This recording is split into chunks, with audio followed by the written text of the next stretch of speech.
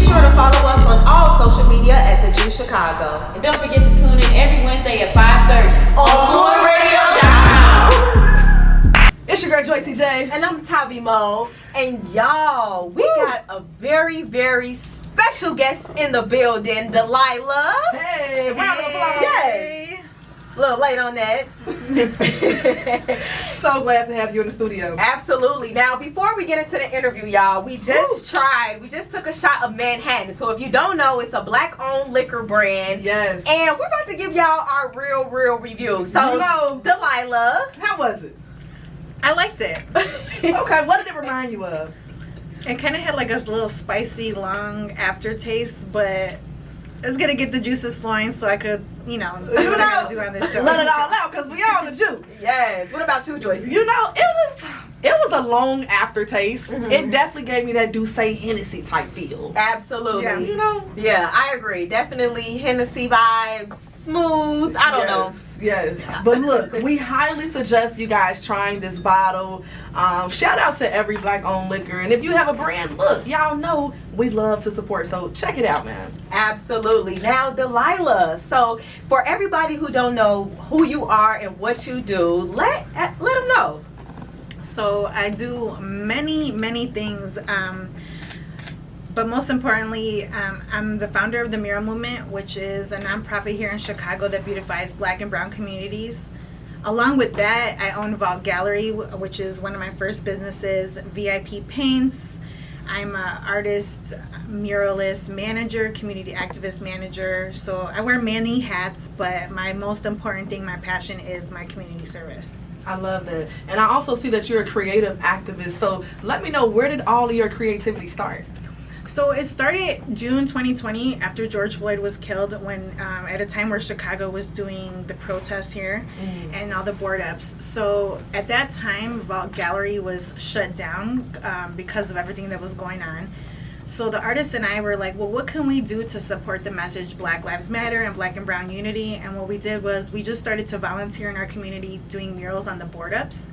One of my friends that owns a store, he was like, hey, why don't you just come like Black Lives Matter on the front of my store? And I was like, well, better yet, why don't we create a mural that represents that? And we had a lot of artists coming out to volunteer to work with us. And the first week the first day we did one in the middle of the night really quickly, and then during that week we started to get tons of requests of people wanting us to do their board ups all throughout Chicago. So like in the first 3-4 days we were doing 7-8 murals all throughout the city. And what really took a turn and starting my creative activism was we did this really large mural that was called the Black and Brown Unity Wall, and it was the mission of that mural was because at that time we also started to hear the narrative that Black and brown people weren't getting along, and that really upset me and hurt me. So we were like, well, let's make a wall that represents Black and brown unity, because we know as when we unify we are stronger. So we created this mural. It had all Black and brown artists, all males that are super popular, that get paid high prices for their murals. So I managed the project. We did the whole mural. It was about 60 feet long. It was at a viaduct. It was city approved. And in the middle of the night, after we completed it, somebody came and painted over the whole entire thing. And it had like the image of Breonna Taylor and really important people in this mural. But overnight it was painted. And I found out because the Chicago Tribune was coming to do an interview with me about the mural. And they called me and they're like, where's the mural at? And I was like, it's large, right there. Like, you cannot miss it. And they were like, they sent a picture and it was like completely white. Somebody came and took a roller brush and painted over the entire thing. And this is at a time where we have curfew. We're supposed to be in early. Stores are closed early. It's just a really bad time. And someone actually took the time in the middle of the night and covered the whole entire thing. So that kind of fueled my fire, where I was like, wow, that's like a direct response to our message. And so what can I do to keep it up? And I was like, from this point on, this is what I'm going to do. I'm going to continue to do murals and make sure that the message still stands strong. And what we did was we had the city started to just donate to us so we can continue our mission on doing murals. Nice. So can I ask, so when things like that happen, when people paint over something that you worked so hard for, what's next? What are the next steps to get that situation fixed? How do you go about that? to be honest, when it first happened, it was really hurtful. Like, some of the artists were really emotional because, again, this is the time where our business and our money is shut down. So we put our money together for this, and we weren't getting paid, and we took our time and we put our heart into it. So it was really hurtful, and we had to just pick up the pieces, but nobody ever found out who did it. You know, the city said it wasn't them because it was city approved, so we know it wasn't like the alderman. It was actual person that went and did it that didn't like our message. So that just kind of fueled my fire. I started to raise money. I quickly raised like $15,000. It was just like all people donating, and then we started to do the Black and Brown Unity Wall. So we have one on the south side. We have another one. Currently, the mural movement is at 166 murals nationwide now. So that was like our 7th, 8th mural at the time, and then after that, that just kind of like started to roll into us doing more. Yes. So tell us a little bit about the creative process when you're doing a mural. Like, who comes up with the image that it's going to be? Like, how do you guys go about that whole thing? Well, typically, so what I do, and if it's a mural movement project, is I go into the community, I kind of study it. Like, what type of people are here? What type of mural can we portray that represents the people in this community? Like, what nationality? How can we empower them? Is it women? Is it men? Like, how can we embrace and add value to this community? So once I kind of assess the area, then I pick the artists, and I have a large Rolodex of artists that I work with that's been volunteering with the mural movement for a long time. So then I pick the perfect artist that's for that neighborhood to come in and create the mural. And we always make sure it represents people, makes them feel beautiful, empowered, heard. And that is our mission, is to empower people. That's so nice. That's so nice. So what if an artist wanted to sign up to be someone that you hit up? How would they go about that? So a lot of people, they do hit us up through our email. They go to themuralmovement.org. We're always looking for different artists to volunteer with us or just to support our mission. And yeah, you just hit us up through the Mural Movement through our email. Yes. Now, a mural that has gotten so much attention, that's definitely like a tourist spot in Chicago now, the King Von mural. So give us a little bit of background on like how you went about just collabing with Parkway Gardens to get that started, and just basically everything you guys have going on now. Yeah, that mural did. That mural was very controversial, and that really started because his team and people that he worked with reached out to us at the Mural Movement because they wanted to do a mural for him for his birthday coming up and to kind of keep his legacy alive. So when they first talked to me about it, I did have a lot of people telling me, like, don't do it. Like, don't do this mural. Don't go to that community. Don't do it. It's got a bad look. It's going to make your gallery look bad. It's going to make you look bad. But I do things for the people. I do the right thing. And I actually went to the community to check it out prior to going. And I was like, oh, okay, well, this community doesn't have murals. They don't have anything to support them. They don't have like nice gardens or playgrounds or basketball courts. Like, what can we do to help them? And so I knew that was the right thing to do. So we did the mural. And once we completed it, we started to get to know the residents because they showed us so much love when we completed the mural. And some of the guys from across the street were like, hey, we want to give you a tour of Parkway Gardens. Do you and your team want to come in there and check it out? And we were like, yeah, let's go in there. And so when we went in there, we went into like the center. There's like a bunch of courtyards in there. And it was like all families and kids just playing like basketball. They had like they had a rim in there that wasn't the best rim, but they had a rim in there and they were just having fun. There's kids just playing around, and I was like, cool. So I was checking out their rim, and they were just having so much fun on this like rim that was like really wore down. And so I'm like, you know what? I'm gonna buy them a rim myself, and I'm just gonna bring it here. And so I told the guys like, hey, I'm gonna bring a rim here, and we'll put it here. And so then as I'm talking to my homies, like different homies, and I'm like telling them like I'm gonna get them a rim, they're like, well, we'll all pitch in and let's buy them professional rims. I was like, okay, let's get them professional rims. I'm gonna have to talk to management for Parkway Gardens so that we could get them installed. So then they were really nice. They gave us some pushback a little bit, but they finally started to work with us, and we decided to do a whole basketball court build out there.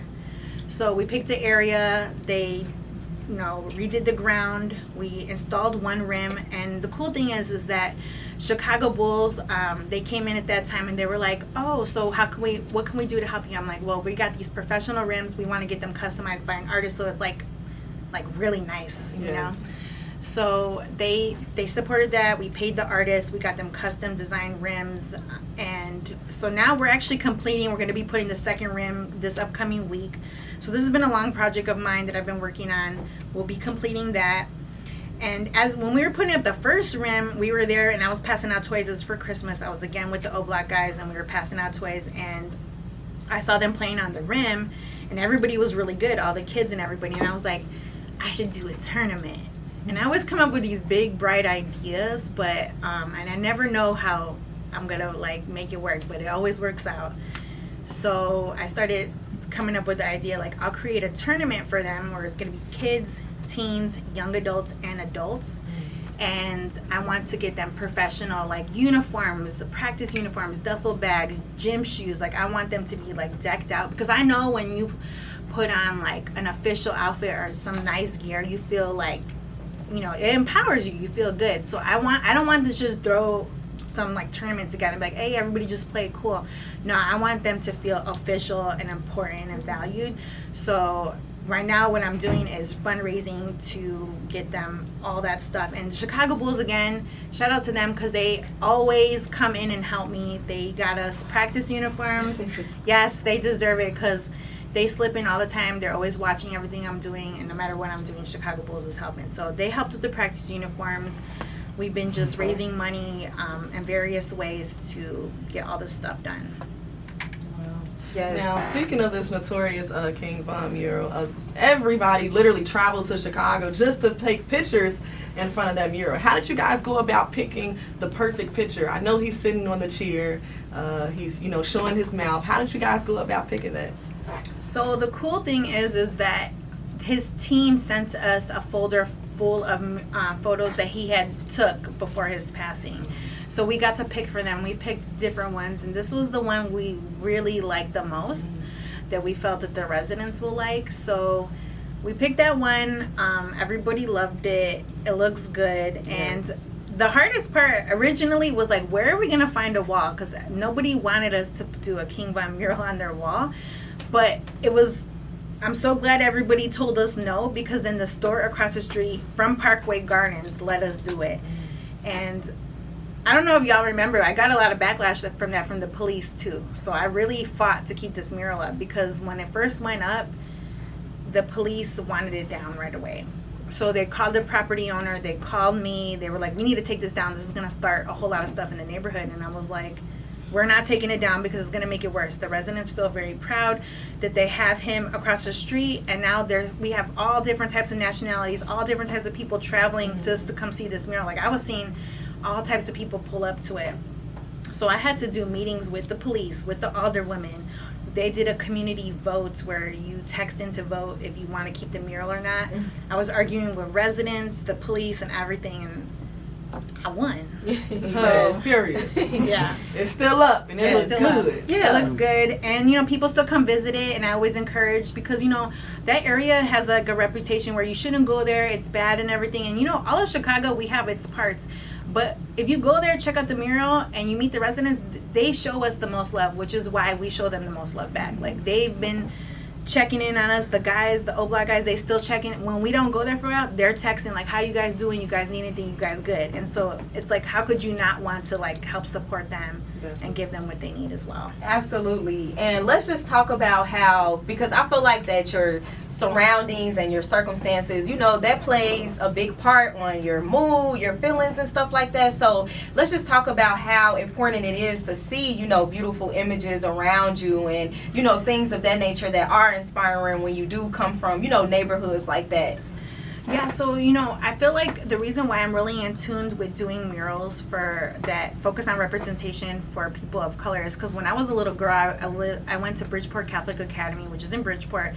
My parents worked really hard to put us in a Catholic school, and it was like all white people. And I was bullied because I was the only Mexican girl. I was dark, and they bullied me really bad. And at the time, it's in the 80s, so there's no like models out there that's looking like me. There's no like, you know, women of color aren't really portrayed as beautiful at that time. So I was very insecure as a young girl. I remember praying that I wanted to be blonde hair, blue eyes. I just hated the way I looked. And so it had a lot to do with images around me, like magazines, Victoria's Secret models, just in general. So one of my turning points with the mural movement is we were on 79th and Cottage Grove, and we had a mural that said Black is Beautiful, and it was like all women on there. And these younger girls and these teens, when I pulled up to it, because I was just coming to check on the murals, they were in front of them and they were like posing. They were like, that looks like my nose, that looks like my hair. Like they were like they felt so good that there was a mural that looked like them. And it brought me back to me feeling insecure as a kid, and I was like, this is my purpose. My purpose is to make people of color, people that don't feel noticed or heard,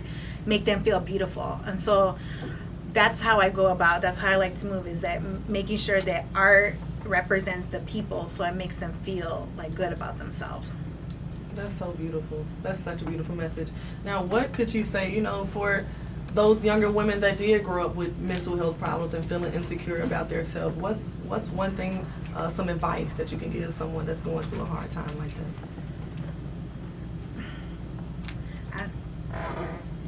It sounds very cliche, but you know, just like stay strong, focus on your work. You know, it's really hard because I still work with the youth. Like I'm doing a boxing camp. I sponsored, I helped fundraise to sponsor a boxing camp on the west side, and there's girls in there too. I'm really in tune with girls, and I know how hard it is when you feel very insecure or don't like the way you look.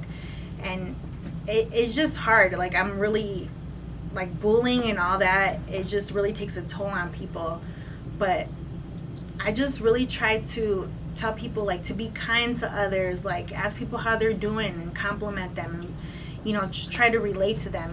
It's just hard. Like if I could talk to my younger self, I would just like hang in there, because it's hard. Life is hard, especially when you're young. And you know, when you're younger, you care so much about those things that don't really matter as you're older, but it's so powerful where it like really hurts. So I just tell a younger myself or younger girls, like, focus on work and like your purpose, and everything will come later. Because you know, the people that are bullied the most, those are the people you got to watch out for later, because they're the ones that are so empowered later. Because I was bullied like bad all throughout high school and all of that. So yeah.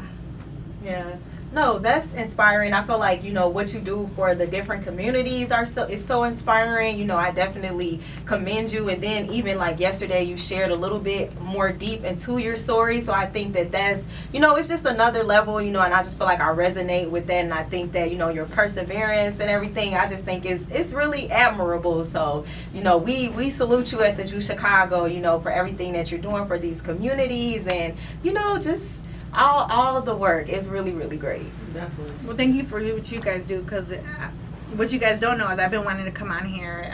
I've always liked you guys. I like to show, so it's always great to see women, especially women of color, doing these awesome things and giving other people platforms that deserve it too. So thank you guys so much. Absolutely. Yes. Now let everybody know, you know, what you have going on, coming up. What should they be looking forward to? So in a couple weeks at Ball Gallery, we're going to be doing a fundraiser for the Parkway Gardens tournament. And so the Chicago Bulls gave us signed basketballs, game day basketballs, and we have 11 artists that will be customizing them. And we're going to have a fundraiser, and all the basketballs will be raffled off, and all the proceeds will go to Parkway Gardens. So that is one of the things I have coming up. The tournament, we anticipate to start that end of August, beginning of September, depending how the funding goes. So we're accepting donations. Anything helps, like any brands that want to help sponsor. We just need gym shoes now and official uniforms. So just check us out on Vol Gallery and the Mural Movement. We always have different things coming up all the time. Yes. And let everybody know where they can follow you on social media as well. My Instagram is Delilah First, and you could check me out at the Mural Movement or Vol Gallery. My name is Delilah. Y'all heard her. Look, Delilah. Follow her now.